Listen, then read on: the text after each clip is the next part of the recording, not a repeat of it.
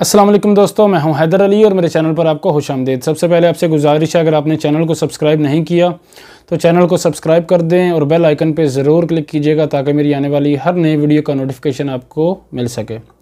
बहुत ज़्यादा सवाल पूछे जा रहे हैं कि भाई आप बता दें कि फ़्लाइट बंद हो रही हैं। हमने बहुत सी जगह पर देखा है, अपडेट आई है कि भाई फ़्लाइट बंद हो जाएंगी, तो फ़्लाइट बंद तो होने के चांस हैं या फिर नहीं। तो सोचा उस पर वीडियो बना दूं, आपको डिटेल से बता दूं और इसके अलावा ये भी बता दूं कि वज़ारत सेहत का क्या कहना है और क्या हालात चल रहे हैं, फ़्लाइट बंद हो सकती हैं या फिर नहीं। तो आज की वीडियो में इस बारे में डिटेल से बात करेंगे, तो बराए मेहरबानी वीडियो को पूरा देखिएगा। फ़्लाइट बंद होने के बारे में भाई अफवाहें चल रही हैं। इस बारे में कोई भी गवर्नमेंट की तरफ से, सऊदी गवर्नमेंट की तरफ से कोई भी ऐलान नहीं किया गया, लेकिन कुछ भी कहा नहीं जा सकता। फ़्लाइट बंद भी हो सकती हैं, उम्रा पर भी पाबंदी लग सकती है। आज वज़ारत बल्दिया की जानिब से हुक्म दिया गया कि कोई भी मताम, होटल हो, सुपरमार्केट हो, बकाला हो या फिर कोई भी ऐसी जगह जहाँ पर हिफाजती तदाबीर पर अमल दरामद नहीं किया जा रहा, ख़ास तौर पर जो खाने की चीज़ें हैं, अगर ऐसी जगह पर हिफाजती तदाबीर पर अमल दरामद नहीं किया जा रहा, कोरोना SOPs पर अमल दरामद नहीं किया जा रहा, तो ऐसी जगहों पर भारी जुर्मानों के साथ साथ उनको बंद कर दिया जाए, सील कर दिया जाए। पहले तो यह था कि आपको जुर्माना हुआ है, बस दुकान को बंद नहीं किया गया, सुपरमार्केट को या बकाला को या फिर मताम को बंद नहीं किया गया, बस जुर्माना किया गया है। लेकिन अभी बहुत ज़्यादा सख्ती से ऐलान किया गया है कि अगर ऐसी जगह पर अमल दरामद नहीं होता, कोई खिलाफ वर्जी देखी जाती है, तो ऐसी जगहों को जुर्माने के साथ साथ सील कर दिया जाए। तो बहुत ज़्यादा सख्ती कर दी गई है। वज़ारत सेहत के नए बयान के मुताबिक कुछ भी कहा नहीं जा सकता। आप खुद देख सकते हैं, मैंने आपको डिटेल से बता दिया है। वीडियो को लास्ट तक देखिएगा तो आपको मुकम्मल डिटेल मिल जाएगी।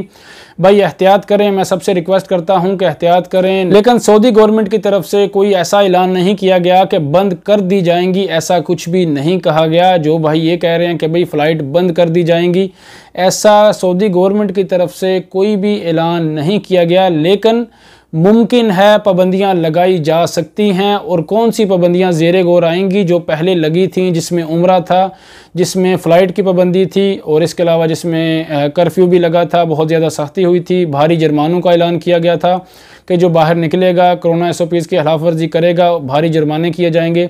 तो उसमें यही पाबंदियां दोबारा लग सकती हैं, ऐसा कहा गया है। लग सकती हैं और लग जाएंगी, इन दोनों बातों में फ़र्क होता है। तो भाई कुछ भी कहा नहीं जा सकता, लेकिन आप परेशान ना हों, अभी तक इस बारे में कोई ये नहीं कहा गया कि भाई लग जाएंगी पाबंदियाँ। लग भी सकती हैं और नहीं भी लग। वज़ारत सेहत की जानिब से वार्निंग दी गई है, अगर हिफाजती तदाबीर पर अमल ना किया गया तो दोबारा पाबंदियाँ लग सकती हैं। दोबारा पाबंदियों में पहले जैसा सिस्टम भी हो सकता है। सबक वेबसाइट के मुताबिक वज़ारत सेहत का कहना था कि हम नए कोरोना वायरस से महफूज नहीं हैं, हमें मुख्तात रहने की ज़रूरत है। गुज़श्ता दिनों कोरोना वायरस के मरीज़ों की तादाद में इजाफा देखा गया। इसकी बुनियादी वजह हिफाजती तदाबीर पर अमल ना करना था। इसके अलावा वज़ारत सेहत का कहना है कि ये इंतहाई ख़तरनाक अमर है। हम वापस लॉकडाउन और कर्फ्यू की तरफ नहीं जाना चाहते।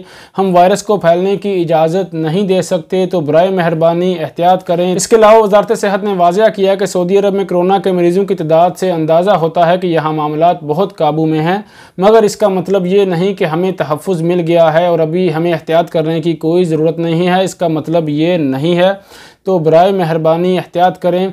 इसके अलावा उन्होंने शहरियों और मुकीम गैर मुल्कियों से अपील भी की कि SOPs और हिफाजती तदाबीर पर अमल करना बहुत ज़रूरी है।